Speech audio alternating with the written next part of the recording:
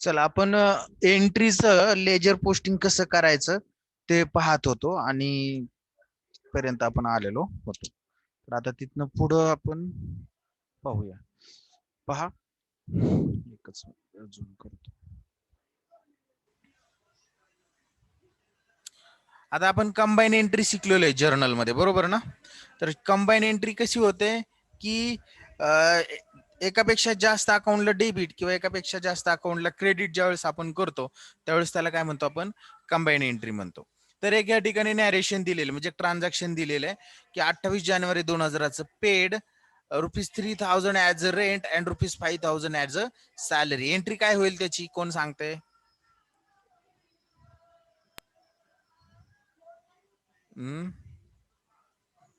Rent account debit, salary account debit to cash account. Very good. Rent account debit, salary account debit to cash account. तर आता याच्यामध्ये रेंटला debit आहे 3000, सॅलरीला debit आहे 5000 आणि कॅशला सुद्धा debit आहे, क्रेडिट आहे 8000 रुपयाचं. आता मला सांगा, ज्यावेळेस आपण रेंट अकाउंट तयार करू तर रेंट अकाउंटच्या डेबिट साईडला कोणत्या अकाउंटचं नाव लिहावं लागेल? ज्या अकाउंटला क्रेडिट आहे त्या अकाउंट, कोणत्या अकाउंटचं? हा, विरुद्ध अकाउंट. हा, कॅश अकाउंट. आणि अमाऊंट कोणती लिहिणार आपण? रेंटची 3000 रुपये. Very good. आणि सॅलरीच्या पण डेबिटला काय लिहिणार आपण? टू कॅश लिहिणार आणि अमाऊंट लिहिणार 5000. आणि कॅशच्या क्रेडिटला काय लिहिणार? ज्या अकाउंटला डेबिट आहेत त्या अकाउंटची नाव. कोणत्या अकाउंटला डेबिट आहेत एंट्रीमध्ये? Rent salary. रेंट आणि सॅलरी अकाउंटला डेबिट आहे आणि त्यांची नावं लिहावं लागतील. तेच केले बघा त्यांनी या ठिकाणी, की या ठिकाणी रेंट अकाउंट ज्यावेळेस ओपन केलं तर रेंट अकाउंटच्या डेबिट साईडला या ठिकाणी पहा, रेंट अकाउंटच्या डेबिट साईडला टू कॅश लिहिलेले 3000. त्याच्यानंतर सॅलरी अकाउंट ओपन केलं, सॅलरीच्या डेबिटला लिहिलं टू कॅश 5000 आणि कॅश अकाउंट ओपन केलेलं आहे तर कॅश अकाउंटच्या क्रेडिट साईडला by rent 3000 and by salary 5000. कोणाला काय अडचण आहे की याच्यामध्ये? नाही सर. ओके, चला पुढे जाऊया. पुढे बघा, एक print posting combine entries related to GST. GST शी रिलेटेड कंबाईन एंट्रीज कशा? आता हे सोपं आहे पण आपण फास्ट घेण्याचा प्रयत्न करू जरा. काय याच्यामध्ये जास्त अवघड असं काही नाही. बघा, interstate purchase of goods for ₹40,000 40,000 and GST applicable amount paid by cheque. आणि जीएसटी किती बघा त्यांनी सांगितले, the rate of GST applicable are SGST 2.5%, CGST 2.5%, total IGST म्हटले त्यांनी 5%. तर या ठिकाणी एसजीएसटी सीजीएसटीचाच विचार करायचा. 2.5 40,000चं ट्रान्झॅक्शन आहे आणि अमाऊंट पेड बाय चेक म्हटलेलं आहे. ट्रान्झॅक्शन आहे परचेसचं. एंट्री काय होईल बघा या ठिकाणी दिलेली, वाचून सांगा.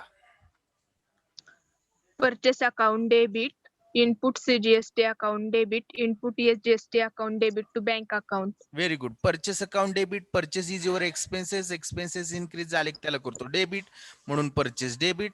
SGST CGST paid on purchase it also expenses. त्यामुळे input SGST debit, input CGST debit 40,000 वर 5% 2.5% काढला, 1,000 अशा पद्धतीने डेबिट दिला आणि सगळं पेड थ्रू आउट बँक म्हणून बँकला दिला आपण क्रेडिट.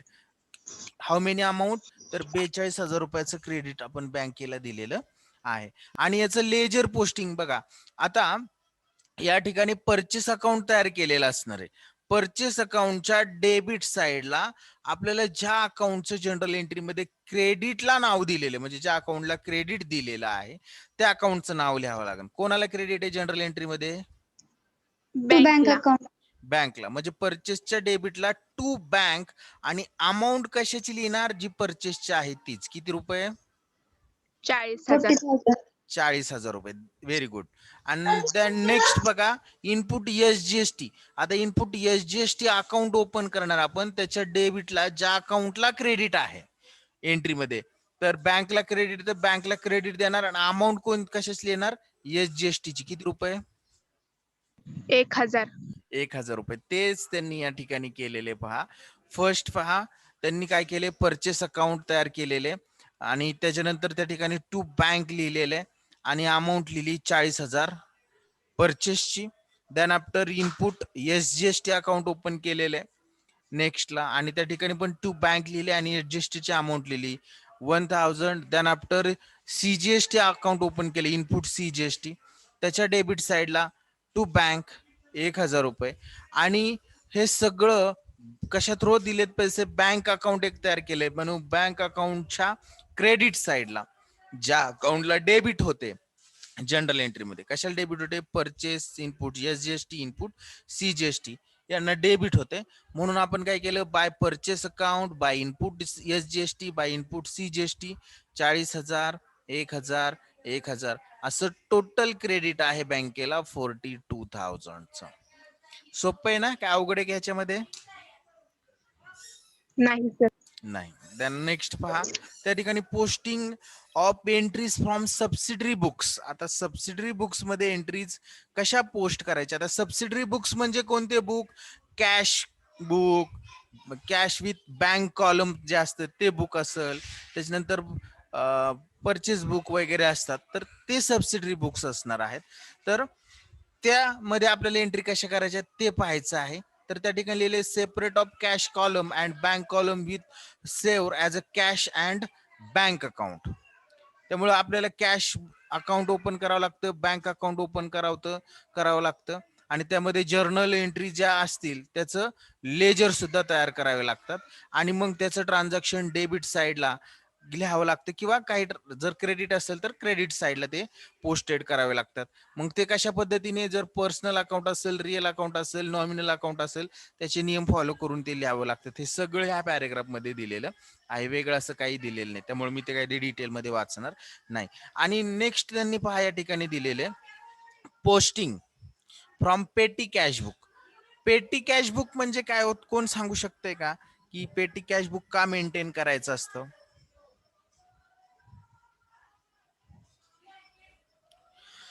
भुजबळ सरांनी सांगितले का नाही सांगितलं. पेटी पेटी पेटी म्हणजे काय पेटी म्हणजे पेटी कपड्याची.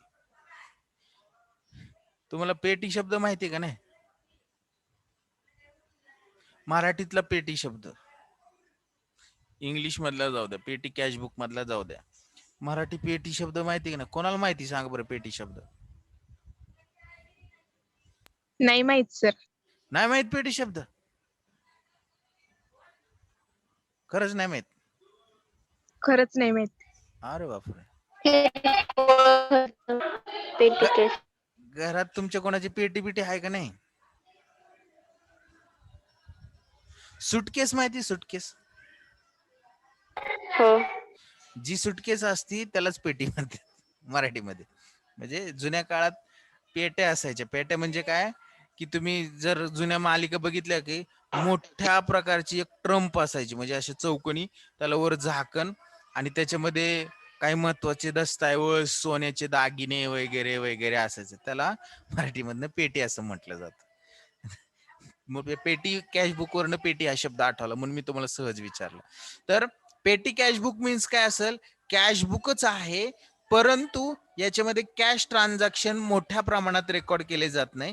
हे का तयार करावं लागतं की बिझनेसमध्ये किंवा ऑर्गनायझेशन मध्ये छोट्या प्रकारचे कॅश ट्रान्झॅक्शन करावे लागतात. उदाहरणार्थ पेन्सिल आणली पट्टी आणली रबर आणला म्हणजे स्टेशनरी घेतली काही सन्ड्री एक्सपेन्सेस असतील थोडी मिसलेनियस एक्सपेन्सेस असतील ब्रेकफास्ट साठी खर्च केला हे छोटे छोटे ट्रान्झॅक्शन आहेत आणि हे मेन बुक्स ऑफ अकाउंट्स मध्ये जर रेकॉर्ड केले तर ते खूप ऑड वाटतं म्हणजे त्या ठिकाणी खूप आपण त्याला म्हणतो गर्दी होऊ शकते.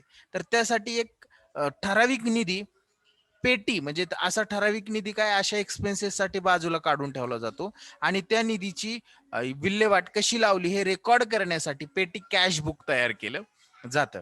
तर त्याचं पेटी कॅश बुक मध्ये जर कॅश तुम्ही दिली समजा पेटी कॅश मध्ये जर कॅश दिली म्हणजे पेटी कॅश साठी कॅश दिली तर पेटी कॅश कडे अमाऊंट येते म्हणजे ह्या पेटी कॅश बुक मध्ये अमाऊंट येते म्हणून कॅश आली कॅशला debit petty cash book account debit आणि मेन कॅश किंवा बँकेमधनं अमाऊंट जाते म्हणून त्याला to cash oblique bank account अशा पद्धतीचं ट्रान्झॅक्शन केलं जातं. त्याच्यानंतर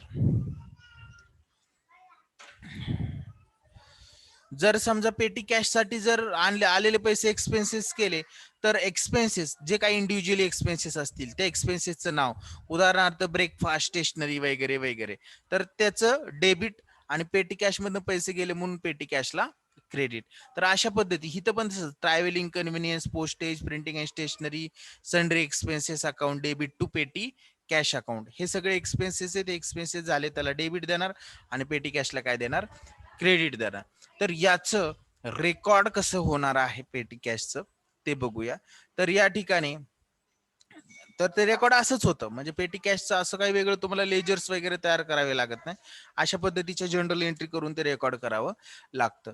तर आपल्याला पुढचं जे पाहायचंय ते आहे परचेस बुक मधले ट्रान्झॅक्शन कसे रेकॉर्ड करायचे लेजर मध्ये. तर posting of entries in the purchase book. तर the total purchase books of the month will be shown on debit side of purchase account and it supplier account effect with the shown on the credit side of each supplier account. सप्लायरला आपण दुसऱ्या भाषेत आपण काय म्हणतो कोण सांगते, याचं एकदा आपण नामकरण विधी आयोजित केला होता, ज्यांच्याकडून आपण माल क्रेडिटर. हा, जर क्रेडिट ट्रान्झॅक्शन असेल तर क्रेडिटर, पण कॅश ट्रान्झॅक्शन असेल तर क्रेडिटर म्हणत नाही. काय म्हणतो आपण त्याला, क्रेडिटर्स असं म्हणतो.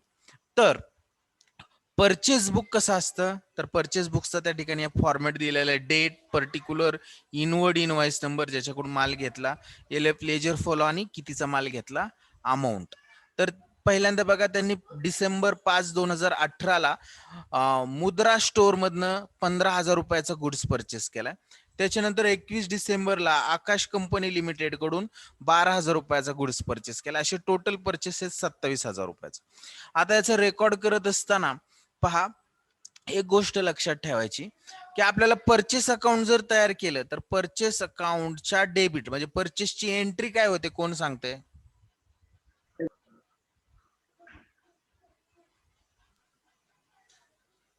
Purchase account debit to cash. To cash, किंवा आपण जर क्रेडिट वर परचेस केला असेल तर त्या सप्लायरचं नाव असतं, बरोबर ना? हो सर. हो, सप्लायरचं नाव असतं. अशा पद्धतीची एंट्री करतो. म्हणजे परचेसच्या डेबिटला जर कॅश ट्रान्झॅक्शन असेल तर टू कॅश लिहिणार, आणि जर सप्लायरचं नाव असेल तर त्या सप्लायरचं नाव त्या ठिकाणी लिहिणार, म्हणजे क्रेडिट ट्रान्झॅक्शन असेल तर त्याचं लिहिणार. म्हणून त्यांनी बघा या ठिकाणी परचेसच्या डेबिटला, परचेस अकाउंटच्या डेबिटला टोटल परचेस 27,000चे आहेत ना, तर त्यांनी काय सांगितलं या ठिकाणी, to sundries as per purchase book, म्हणजे परचेस बुक नुसार जे काही सन्ड्रीज म्हणजेच काय, जे काही तुमचे सप्लायर असतील ते या ठिकाणी दाखवलेले आहेत 27,000चे. आणि या ठिकाणी मुद्रा स्टोअरच्या क्रेडिटला, आता मुद्रा स्टोअर अकाउंट तयार केलेलं असेल त्याच्या क्रेडिटला बाय परचेस म्हटलेले 15,000 रुपये. आकाश स्टोअर्सच्या, आकाश कंपनी लिमिटेडच्या क्रेडिटला बाय परचेस म्हटलेले 12,000 रुपये, कारण त्यांच्याकडून माल 12,000 रुपयाचा परचेस केला होता. अशा प्रकारे परचेस बुकचे ट्रान्झॅक्शन रेकॉर्ड केले जातात. आणि देन आफ्टर आपल्याला सेल्स बुकचे ट्रान्झॅक्शन रेकॉर्ड करायचे, जे ज्याच्यामध्ये सेल्स ट्रान्झॅक्शन इन्क्लूड असणार आहेत. एकच मिनिट बघा, सेल्सची एंट्री काय होते, कॅश किंवा क्रेडिट एंट्री मला सांगा. सेल्स जर केला आपण तर एंट्री काय होते?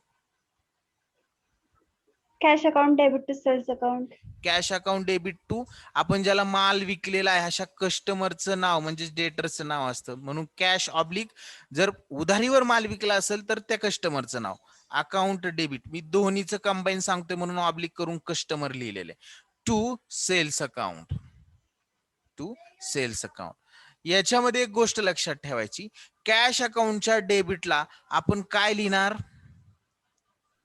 To sales account. To sales लिहिणार. किंवा जर उधारीवर माल विकलेला असेल तर त्या कस्टमरचं काय लिहिणार?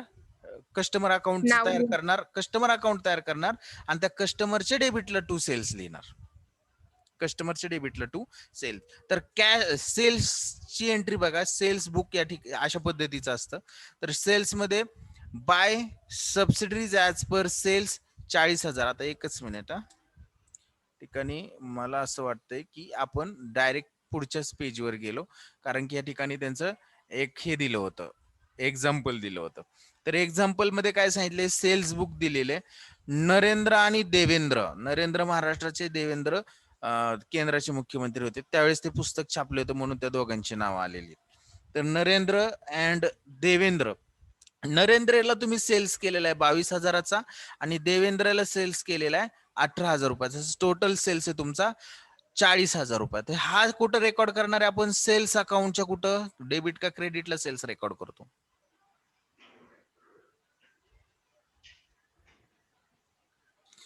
सेल्सला क्रेडिट देतो ना आपण एंट्री मध्ये, सेल्सच्या हो, sir. एंट्री मध्ये. हा, मग हा रेकॉर्ड कुठं करणार, सेल्स अकाउंटच्या डेबिट साइडला का क्रेडिट साइडला? सेल्स अकाउंटच्या. सेल्स अकाउंटला आपण जनरल एंट्री मध्ये क्रेडिट देतो. मग सेल्स अकाउंट ज्यावेळेस आपण तयार करू त्यावेळेस हे 40,000 रुपये सेल्स अकाउंटच्या डेबिट साइडला दाखवणार का क्रेडिट साइडला दाखवणार, एवढाच मी प्रश्न विचारला. क्रेडिट साइडला.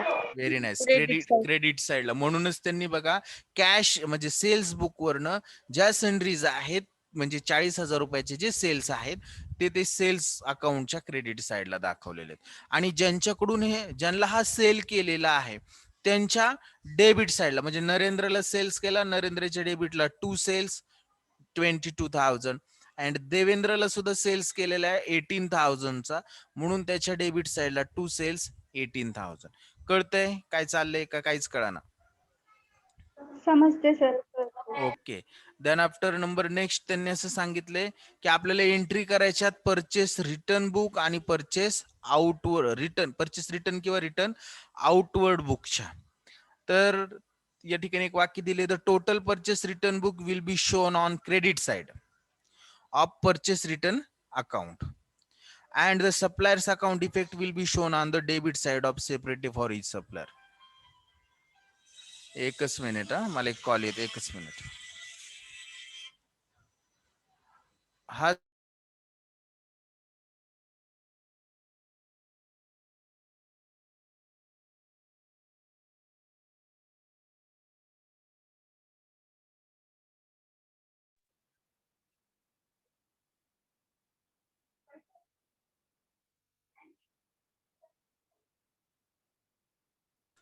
ओके. तर रिटर्न म्हणजेच काय, परचेस रिटर्न किंवा रिटर्न आउटवर्ड बुक मध्ये एंट्री करायच्यात. आता जर परचेस रिटर्न बुकचा जो बॅलन्स असतो तो क्रेडिट साइडला पूर्ण शो झालेला असतो, त्यामुळे ज्याच्याकडून रिटर्न आलेला आहे त्या रिटर्नला, म्हणजे आपण एखाद्या सप्लायरला रिटर्न, सप्लायरचे रिटर्न असेल तर त्या रिटर्नला आपण काय करणार, डेबिट देणार आहे. परचेसच्या बाबतीत, सेलच्या बाबतीत क्रेडिट करावं लागेल. तर पहा, परचेस रिटर्न बुक किंवा आउटवर्ड बुक अशा पद्धतीचं असतं. आणि या ठिकाणी त्यांनी मुद्रा स्टोअरला 2,200चा गुड्स काय केलेला आहे, रिटर्न केलेला आहे. Total return size 2,200. ज्यावेळेस आपण परचेस अकाउंट तयार करू, परचेस रिटर्न अकाउंट तयार करू, त्यावेळेस जे मुद्रा स्टोअरचे रिटर्नचे पैसे, त्याचा बॅलन्स या ठिकाणी वर सांगितलं होतं की क्रेडिट असतो, म्हणून क्रेडिटला लिहिलंय आपण 2,200. कशावरून, तर परचेस रिटर्न बुक्स वरून हा बॅलन्स आलाय 2,200 म्हणून. आणि मुद्रा स्टोअर अकाउंट ज्यावेळेस आपण तयार करू त्यांना आपण रिटर्न केलाय गुड्स, म्हणून मुद्रा स्टोअरला आपण डेबिट देणार टू परचेस रिटर्न अकाउंट म्हणून 2,200. असंच सेल्स रिटर्नच्या बाबतीत सुद्धा असणार आहे. तर सेल्स रिटर्नच्या बाबतीत सुद्धा सेम, फक्त परचेस रिटर्नच्या विरुद्ध परचेस रिटर्न बुकचा बॅलन्स जो असतो तो क्रेडिट असतो, तर सेल्स रिटर्न बुकचा बॅलन्स काय असतो, डेबिट असतो. मग माझा एक प्रश्न आहे तुम्हाला, तुम्ही फायनल अकाउंट सगळे शिकलायत का भुजबळ सरांकडून? हो सर. हो हो सर. ओके. त्या ठिकाणी तुम्हाला ट्रायल बॅलन्स दिलेला असतो फायनल अकाउंट मध्ये, बरोबर ना? हो. हो सर. हो. हो सर. ट्रायल बॅलन्सला सेल्स रिटर्नचा जो बॅलन्स असतो तो डेबिट बॅलन्स असतो की क्रेडिट बॅलन्स असतो? Credit Debit balance. डेबिट असतो. Debit असतो. डेबिट असतो. Very nice. आणि परचेस रिटर्नचा Credit. क्रेडिट. क्रेडिट असतो. आणि तेच बघा या ठिकाणी त्यांनी आता मी तुम्हाला मेन्शन केलं होतं की पहा, या ठिकाणी परचेस बुक मी तुम्हाला समजून सांगत होतो ना, तर पहा त्यांनी काय सांगितले, द टोटल परचेस रिटर्न, म्हणजे टोटल परचेस रिटर्न तुम्ही वर्षभरामध्ये महिन्यामध्ये जेवढे रिटर्न केलेले असतील will be shown on credit side. हे क्रेडिट साइडला शो केले जातात कोणाच्या? परचेस रिटर्न अकाउंटच्या. म्हणजेच काय? परचेस रिटर्नचा बॅलन्स कोणता असतो? क्रेडिट. Credit Credit. बॅलन्स असतो. Very good. आणि सेल्स रिटर्नचा मग याच्या विरुद्ध असेल. कोणता असेल सेल्स रिटर्नचा बॅलन्स? Debit. Debit. डेबिट. आणि पुढे त्यांनी जाऊन असं सांगितलेलं आहे की ज्या सप्लायरला तुम्ही गुड्स रिटर्न करणार आहात त्या सप्लायरच्या अकाउंटला यामध्ये डेबिट द्यावं लागतं. आणि तेच त्या ठिकाणी या ठिकाणी झालेले बघा. परचेस रिटर्न अकाउंट तयार केले त्याचा बॅलन्स क्रेडिट आहे. आणि ज्याला आपण हे रिटर्न केलेले त्याचा अकाउंट तयार केले बघा मुद्रा स्टोर, आणि त्याच्या डेबिटला लिहिले टू परचेस रिटर्न अकाउंट. किती हजार? 2000. जर परचेस रिटर्नची एंट्री करा असं जर तुम्हाला कोण म्हटलं तर तुम्ही एंट्री काय करा? ज्याला माल रिटर्न केलाय त्याला डेबिट द्यावं लागेल, बरोबर ना? म्हणून मुद्रा store account debit to credit कोणाला द्यावं लागेल सांगा बरं? Purchase Purchase return very good. To purchase return account. Account. आणि तीच एंट्री मी लेजर फॉर्मॅट मध्ये सांगतोय. मुद्रा स्टोरला मुद्रा स्टोर अकाउंट तयार केले त्याच्या डेबिट साइडला टू परचेस रिटर्न अकाउंट, आणि परचेस रिटर्नच्या क्रेडिटला लिहिलंय काय? परचेस रिटर्न अकाउंटच्या क्रेडिटला 2200. मुद्रा स्टोर लिहायला पाहिजे होतं पण त्यांनी sundry as per purchase return books असं दाखवलेलं आहे. हे थोडस अकाउंटिंग लँग्वेज असल्यामुळं चेंजेस होत राहतील. सेल्सच्या बाबतीत सुद्धा सेम तसंच आहे. फक्त मी वाचतो या ठिकाणी the total sales return book for the month will be posted on debit side. तर म्हणजेच काय? डेबिट साइडला पूर्णच्या पूर्ण purchase return account sales return अकाउंटचा बॅलन्स दाखवलेला असतो. Sales return account effect will be shown on credit side of each customer. ज्याने आपल्याला सेल्स परत केलेला आहे आपला तर त्याच्या क्रेडिट साइडला त्याचा इफेक्ट द्यावा लागणार आहे. तर हे सेल्स रिटर्न बुक आहे, त्याचा बॅलन्स आहे डेबिट 900 रुपये. म्हणून सेल्स रिटर्नच्या डेबिट साइडला आपण तो दाखवलेला आहे बघा as per sales return book 900 रुपये. आणि देवेंद्रने तो गुड्स परत केलता म्हणून हो आपला कस्टमर आहे. त्या कस्टमरचं सेपरेट अकाउंट आहे तर त्याच्या क्रेडिट साइडला आपण बाय सेल्स लिहिलेले 900 रुपये. अशा पद्धतीने सेल्स रिटर्नचे सुद्धा आपण लेजर तयार करू शकतो. समजलं का सर्वांना? हो सर. ओके चला देन आफ्टर नेक्स्ट पुढे जाऊया. Posting general entries for journal proper. म्हणजे आता जर्नल प्रॉपर मधनं कुठं जायचंय आपल्याला? लेजर मध्ये जायचंय. बॅलन्सिंग ऑफ लेजर अकाउंट म्हणजे लेजर अकाउंटचा काय करायचा? बॅलन्स म्हणजेच काय? क्लोज करायचे लेजर अकाउंट. तर त्यांनी सांगितले balancing of ledger accounts mean totalling both the side of ledger. म्हणजेच काय? दोन्ही साइडची टोटल करायची आणि find the difference between greater total. आणि दोन्ही साइड मधला डिफरन्स म्हणजे त्यातली जी ग्रेटर टोटल आहे ती टोटल आणि छोटी टोटल म्हणजे जी स्मॉल टोटल आहे त्यातला डिफरन्स पाहायचा आणि तो रेकॉर्ड करायचा. म्हणजे आता रेकॉर्ड करत असताना स्मॉलर साइड जे असणार आहे तर त्या साइडला तो रेकॉर्ड होणार आहे. म्हणजे मी तुम्हाला काय कसं आपण रेकॉर्ड करतो माहिती का तुम्हाला?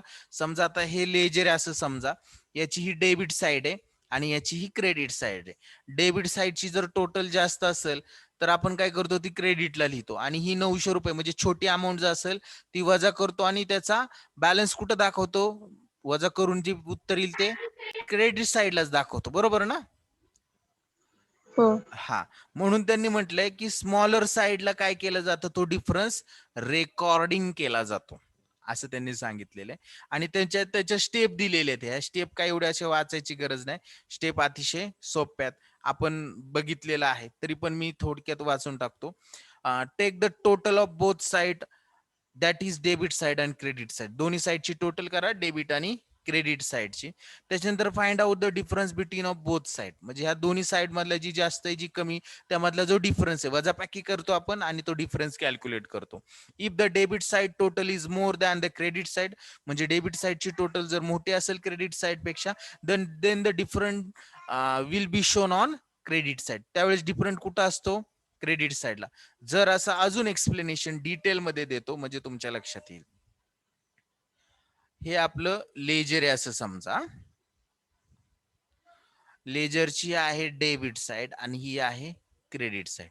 आपण डेबिट साइडला जे ट्रान्झॅक्शनला आपण डेबिट असेल याच्यामध्ये ते डेबिटला रेकॉर्ड करणार आणि त्या ठिकाणी यांची टोटल या दोन्हींची आता इकडे क्रेडिट साइडचे अमाऊंट असतील रेकॉर्ड केलेल्या. आता जर डेबिट साइडच्या ट्रान्झॅक्शनची टोटल जास्त असेल तर आपण काय करणार, ही डेबिटची टोटल क्रेडिटला लिहिणार आणि त्यातनं ही स्मॉलर अमाऊंट असेल क्रेडिटची वजा करणार आणि जी बॅलन्सिंग फिगर असेल ती कुठं दाखवणार,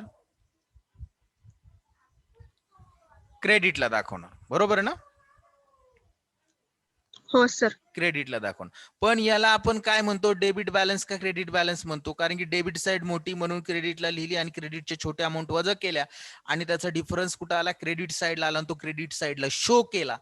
क्रेडिट साइडला शो जरी असला तरी हा बॅलन्स कोणता असतो या अकाउंटचा, डेबिट का debit credit? Balance. Very debit good, balance. Debit balance असतो, विसरायचं नाही, हा असतो डेबिट बॅलन्स. आणि त्यानंतर याच्या अपोजिट जर पोझिशन असेल, म्हणजे फॉर एक्झाम्पल क्रेडिट साइडची टोटल जास्त आहे, आपण क्रेडिट साइडची टोटल घेणार, तीच डेबिटला लिहिणार, तीच डेबिटला लिहिणार आणि डेबिट साइडच्या स्मॉल अमाऊंट त्याच्यातनं काय करणार आपण, मायनस करणार, काय करणार, वजा करणार आणि त्या कुठं दिसतील आपल्याला, डेबिट साइडला दिसतील. डेबिट साइडला ही बॅलन्सिंग फिगर असेल, परंतु हा या अकाउंटचा कोणता बॅलन्स असेल, डेबिट का credit? Credit balance. Credit balance. आणि हे जे आहे तेच याच्यामध्ये सांगितलेलं आहे सगळं, म्हणजे आता हे जे गाईडलाईन्स आहेत, स्टेप आहेत तेच याच्यामध्ये सांगितलेत.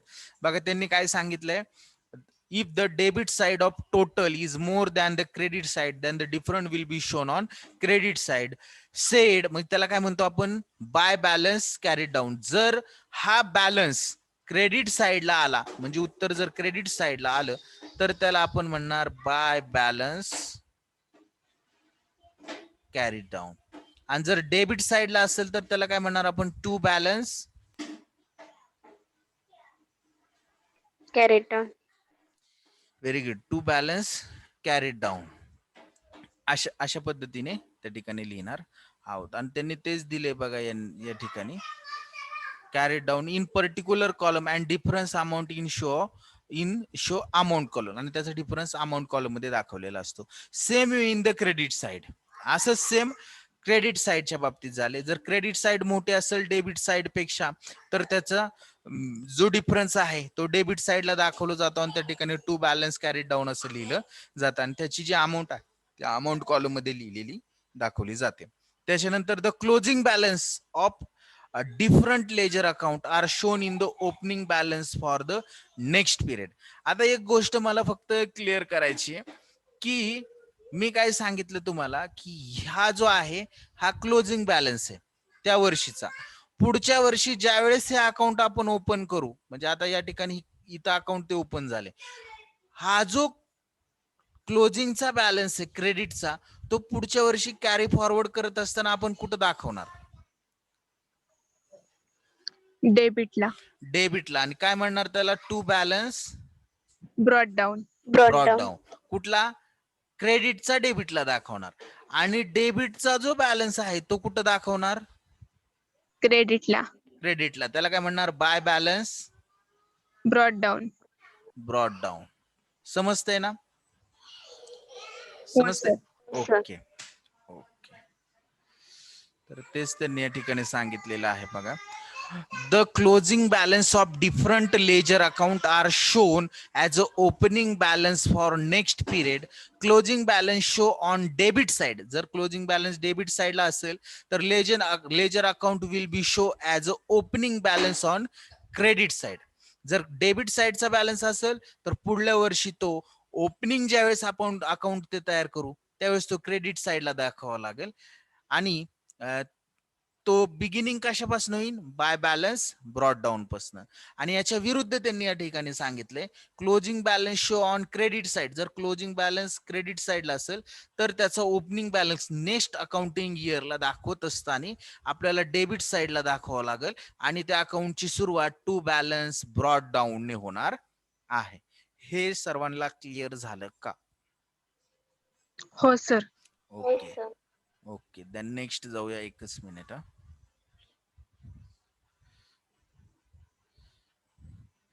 त्यांनी त्या ठिकाणी ऍक्टिव्हिटी एक दिलेली, ते काय पाहण्याची गरज नाही.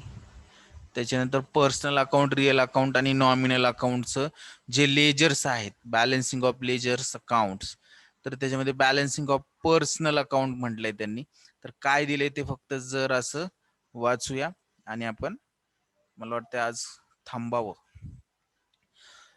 बघा, these accounts may have a debit balance or credit balance. या अकाउंटचा डेबिट बॅलन्स सुद्धा असू शकतो आणि क्रेडिट बॅलन्स सुद्धा असू शकतो, और नील बॅलन्स सुद्धा असू शकतो. A personal account having debit balance is a debtor and credit balance is a creditors. म्हणजेच काय, डेबिट बॅलन्स कोणाचा असेल, डेटर्सचा, आणि क्रेडिट बॅलन्स कोणाचा असेल, क्रेडिटर्सचा. क्रेडिटर्स असेट आहे का लायबिलिटी आहे, लायबिलिटी. आणि डेटर्स ऍसेट. असेटचा बॅलन्स काय असतो, डेबिट. डेबिट. डेबिट. म्हणून डेटर जर पर्सनल अकाउंट आहे तर त्याचा बॅलन्स काय असणार आहे, डेबिट असणार आहे. आणि क्रेडिटर सुद्धा पर्सनल अकाउंट पण ती लायबिलिटी मध्ये येते, म्हणून त्याचा बॅलन्स काय असणार आहे, क्रेडिट Credit. असणार आहे. तर डेबिट बॅलन्सच्या बाबतीत त्यांनी सांगितलं, if the debit side total is large than credit side it's call debit balance. त्याला काय म्हणणार आपण, डेबिट बॅलन्स म्हणणार. म्हणजे मी तुम्हाला अगोदर सांगितलं होतं की डेबिट साइड जर क्रेडिट साइड पेक्षा मोठी असेल तर त्याला काय म्हणतो, डेबिट बॅलन्स. जेवढ्याने मोठी असेल, हा. परंतु हा डेबिट बॅलन्स त्या पर्टिक्युलर अकाउंट, त्या स्पेसिफिक अकाउंटच्या कोणत्या साईडला दिसत असतो, बॅलन्स डेबिट आहे, मग त्या अकाउंटच्या कोणत्या साईडला दिसत असेल तो, क्रेडिट. क्रेडिट. क्रेडिट साईडला दिसत असणार आहे. इथपर्यंत आपण बघूया. त्याच्यानंतर इल्युस्ट्रेशन नंबर 8 हे आहे, आणि याच्यानंतर एकच मिनिट हा.